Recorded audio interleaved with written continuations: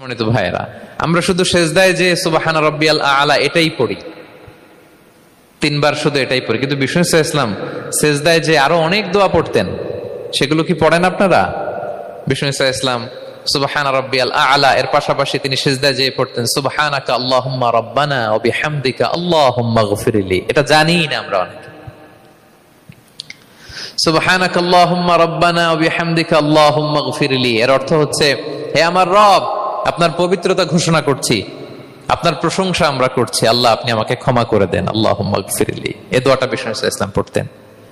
এছাড়া বিষ্ণুই পড়তেন সুবহুন কুদ্দুসুন রব্বুল মালাইকাতি ওয়ার রূহ, সকল ফেরেশতাদের অধিপতি রব, সবচেয়ে বড় ফেরেশতা যার 600 পাখা, জিবরাইলের রব, সেই রবের প্রশংসা আমি করছি।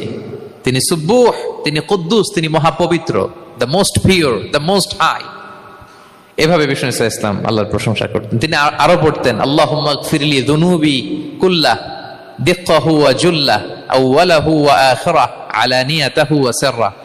আল্লাহ আপনি আমার গুনাহ মাফ করেন, ছোট গুনাহ বড় গুনাহ, প্রকাশ্য গুনাহ গোপন গুনাহ, ইচ্ছায় করেছে যে গুনাহ, অনিচ্ছায় করেছে যে গুনাহ, আল্লাহ সব গুনাহ আপনি মাফ করে দেন।